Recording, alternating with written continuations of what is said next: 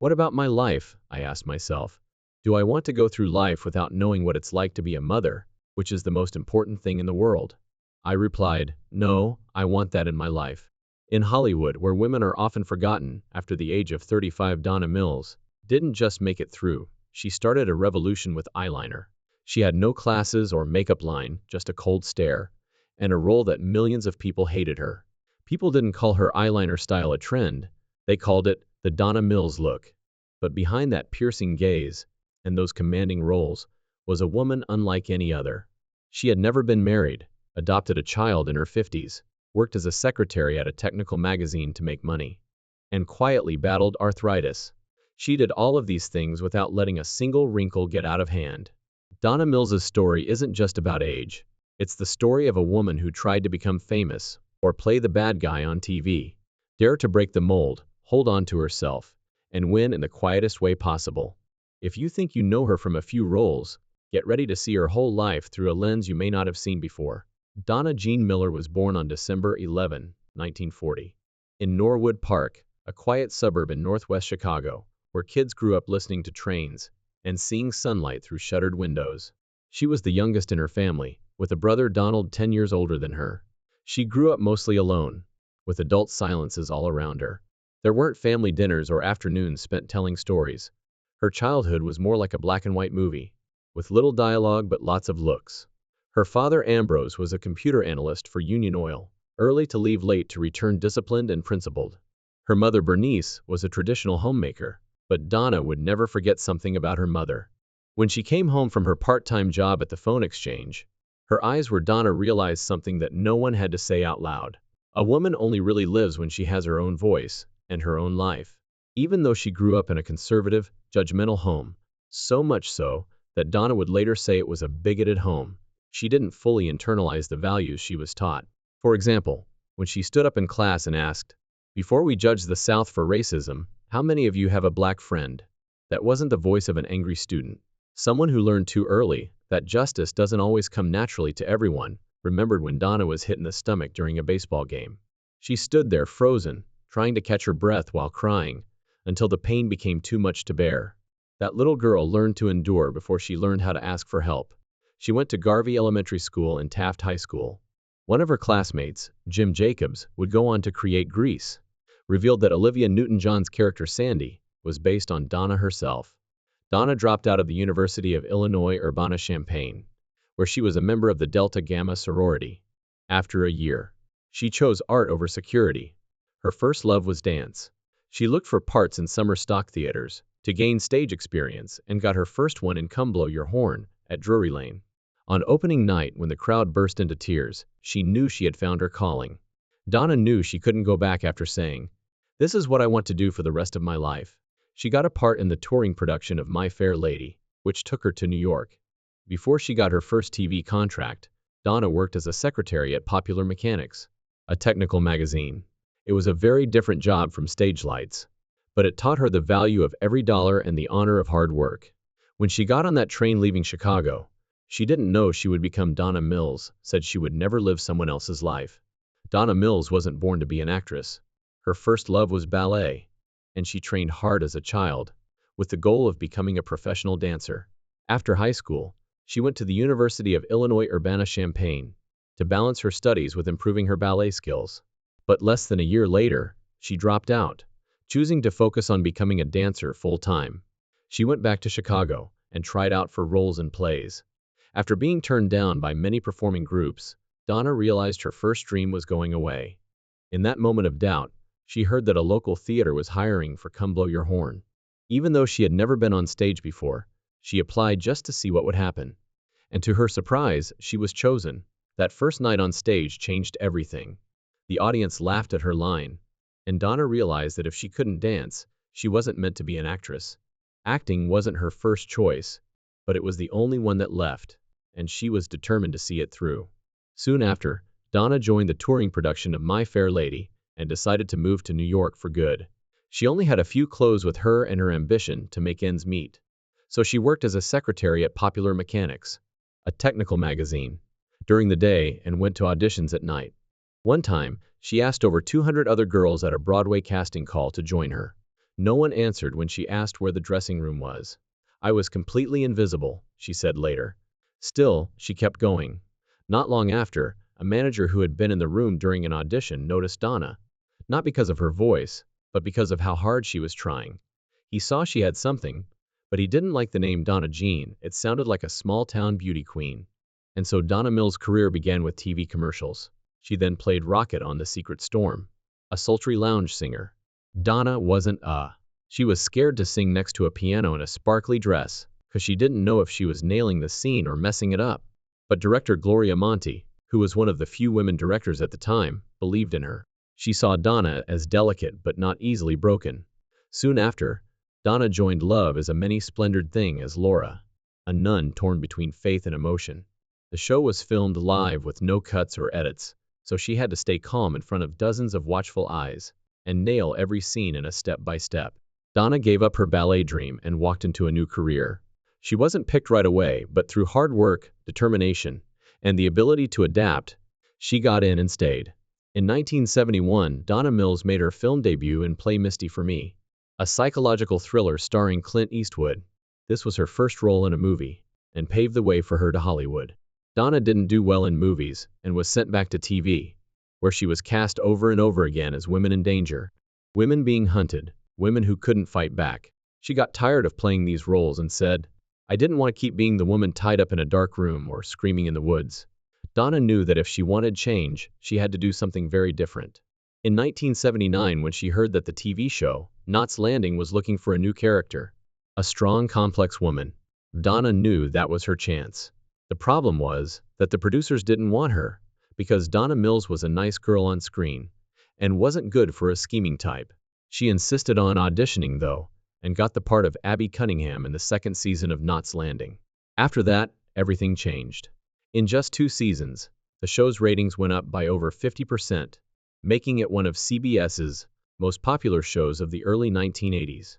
Abby's episodes with the highest ratings, which were on par with Dallas and Dynasty, were all about her seducing someone else's husband, turning the tables in court, and smiling through scandal, and still coming out on top.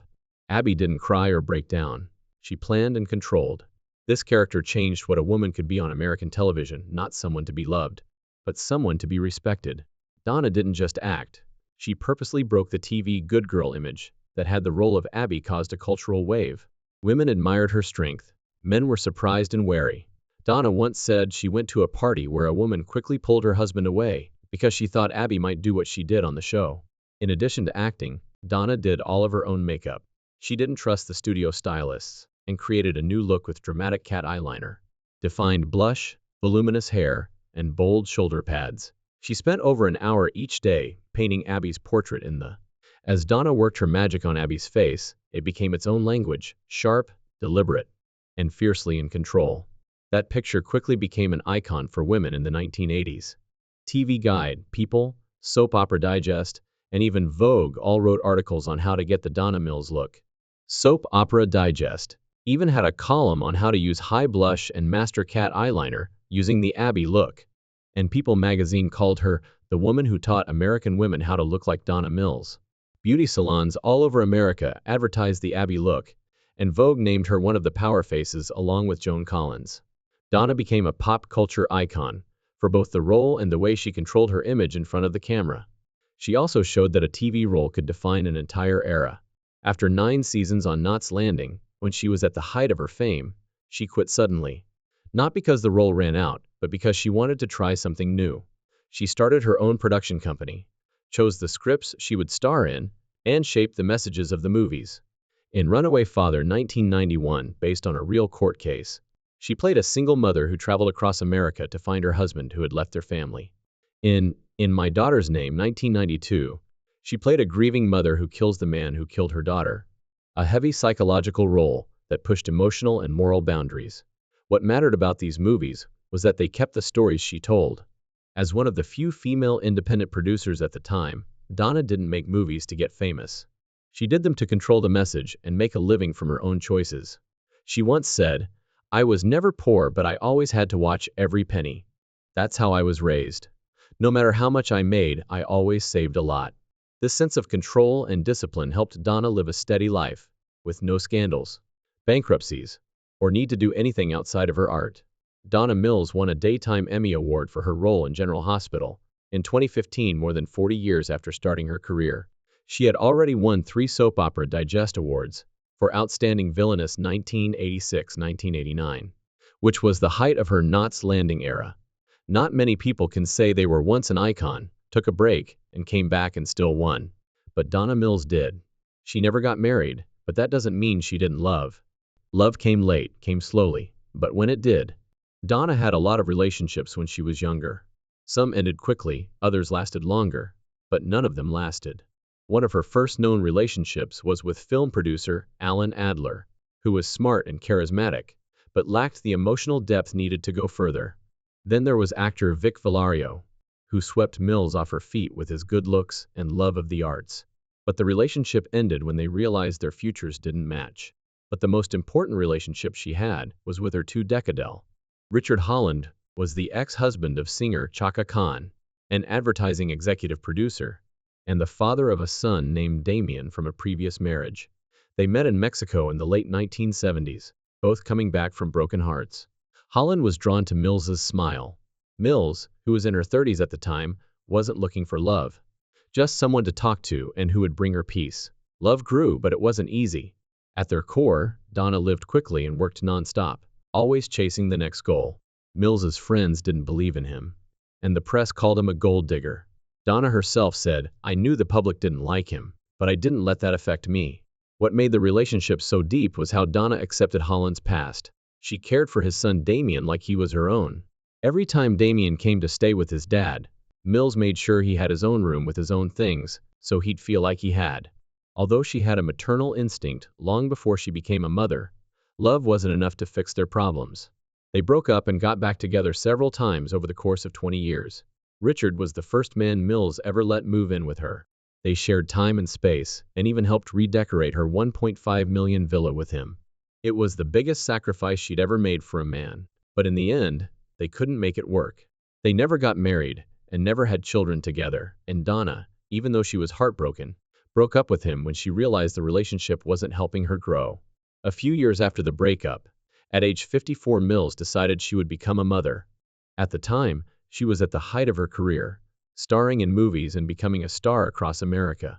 But deep down, she felt like she was missing something. Everything except a child, she said.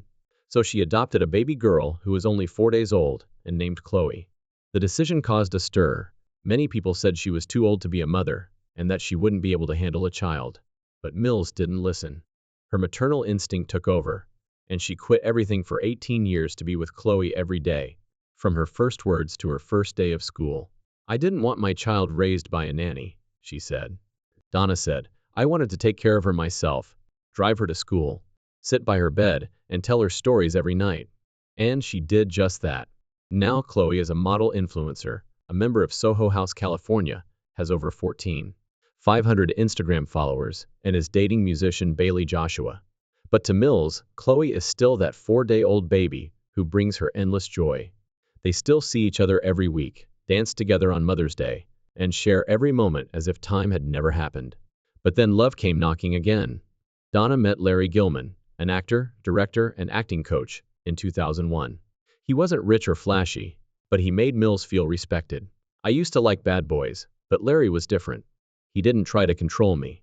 He gave me power and didn't lose himself doing it," she said. Like Goldie Hawn and Kurt Russell, they never married despite being together for over 22 years. Donna said it bluntly, "I'm very independent. I've always made my own money. I don't need marriage to prove anything."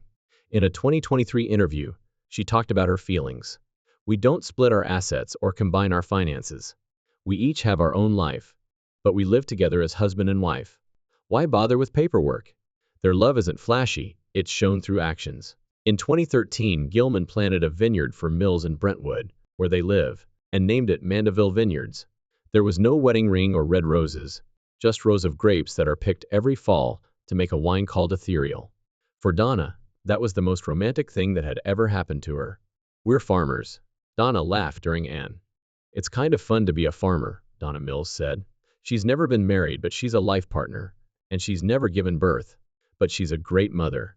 She doesn't have a traditional family, but she built a perfect life for herself. As she once said, "I want someone to love and share life with. But if I don't, I'll still be fine, because I'm the only person I can truly count on." Donna Mills's TV career is closely tied to her role as Abby Cunningham, a smart, cunning woman who always had the upper hand in a man's world. But what really made Donna stand out wasn't that role. It was that she knew exactly what she was playing and turned down roles that weren't right for her. As she became a familiar face on many TV shows, Mills started to wonder why women on screen were always being threatened, kidnapped, beaten, and running for their lives every time she read a script. She asked herself, "Am I supporting a false image?" When the answer was yes, she stopped. There was no fuss, just a quiet choice to choose different roles. And if there weren't any good roles, she produced them herself. In movies like Runaway Father, In My Daughter's Name, and The World's Oldest Living Bridesmaid, Donna didn't just stand in front of the camera. She oversaw the whole production process and decided what happened with the story, what was in it, and how the female characters were portrayed. This wasn't something that many actresses did. She did it quietly and without waiting for permission. That's why Mills wasn't a pioneer in the slogan-yelling sense. She just proved one thing: you have the right to say no. You have the right to walk away from a role that doesn't serve you. You have the right to wait for or create the role that does. Now that she's in her 80s, Donna Mills still lives that way. When she was diagnosed with arthritis, she didn't hide it. She spoke out without shame for BEAT, an organization that raised awareness about the disease. When abortion rights became a public issue, she didn't stay quiet. When the environment was ignored, she joined ECO, a nature conservation group. She never asked to be heard. She just spoke because she couldn't stay quiet. And maybe that's the most important thing Donna Mills leaves behind: a way of making art without asking for permission, a way of living without waiting for approval, and a career she built on her own. She never told anyone to be like her. She just lived that way, so that future women would know that they don't have to please everyone to take up space. At 84, Donna Mills is no longer the victim on screen. She's become a timeless role model in real life. In a business that used to throw out middle-aged women without a second thought, she continues to appear in movies, walk red carpets, and give motivational interviews as if no one had ever told her, "You're too old for this." Cutler in the Lifetime series Dawn, which was based on the novels by V.C. Andrews. A year earlier, she was in Jordan Peele's Nope, not as a relic brought back from the past, but as living proof of the question: what does it mean to still have it? Donna's secret to still having it doesn't lie in surgery. She has never had Botox or tried to look younger, but everyone who sees her has to agree that she doesn't look like she's in her 80s. "I'm not a superhero," she told Fox News Digital. "I always look at the big picture, though. I work out almost every day. To be more specific, I play tennis 5 times a week for 2 hours each time. I have a home gym where I lift light weights, ride a Peloton, and stretch with a ballet bar, a routine that comes from her love of ballet. I eat clean, focusing on vegetables and protein, and I stay out of the sun at all costs.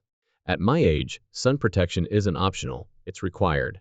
Donna says she has arthritis and that it can be painful, but she's never stopped moving. She said, "Discipline pays off. At 60 or 70, you still have so much to offer. Don't just sit down and say I'm done." And Donna is living proof of that. She lives with Larry Gilman, the man she met at age 60, in a historic home in Brentwood that used to be the set for Queens of Drama. "I used to like bad boys," Donna laughed. "But Larry's different. He doesn't try to control me. He gives me space and power without losing it," she said. Larry, a director, actor, and acting teacher, planted a vineyard for Donna. They now run their own wine brand called Mandeville Vineyards. Donna joked on CBS Sunday Morning, "We're farmers, and being farmers is kind of fun." But Donna herself says that being a mother has been her most important role. In 1994, at age 54, she adopted Chloe when the baby was just 4 days old. Donna paused her entire career for 18 years to raise her, turning down shoots, refusing nannies, rejecting the instability of showbiz. "I wanted to be there every day in those early years," she said. Now Chloe is a model influencer, a member of Soho House, California, and dating musician Bailey Joshua. But to Donna, Chloe remains irreplaceable. The two still meet weekly, film dance videos together, and share everyday moments that feel complete in their simplicity. "She's taught me more than I never knew I could love this much," Donna said in an emotional interview. At age 84, Donna Mills doesn't live off of her past fame. Instead, she commits to her health, her family, herself, and the idea that life never ends, as long as there's still something to love and do. As of 2025, she is still acting and involved in the arts. She recently appeared in a YouTube video called Donna Mills, Then and Now 2025, where she talked about her career and current life. On her official Instagram account, @DonnaMills, Donna often posts updates on new projects and shares honest moments from her daily life. From a girl from the Midwest who dropped out of college, to pursue ballet, to a star whose face made her stand out among other celebrities, to a single mother at 54, who stepped away from the spotlight to care for her child, Donna Mills has lived a life that isn't glittery, but full of depth and meaning. She never needed a marriage certificate to show love or a binding promise to keep a relationship going. She wasn't a mother, but she had the instincts and heart of one. She was strong enough to protect and gentle enough to nurture. What makes Donna Mills unique isn't a title. It's the choices she's made to live differently, love differently, mother differently, and never compromise. Her life, as quiet as it may seem, has left a lasting steady mark on millions of viewers for over 60 years. If is Donna Mills' story the clearest and most powerful proof that it's never too late to love, start over, or rewrite your own story? Because for Donna Mills, age is just a number. Her heart, love, passion, and the way she lives have always burned with the brilliance of someone in their 20s. If you think Donna Mills' story deserves to be heard and celebrated, please like, subscribe, and turn on the bell to join us as we explore more extraordinary journeys behind the glow. Many thanks, and see you in the next movie.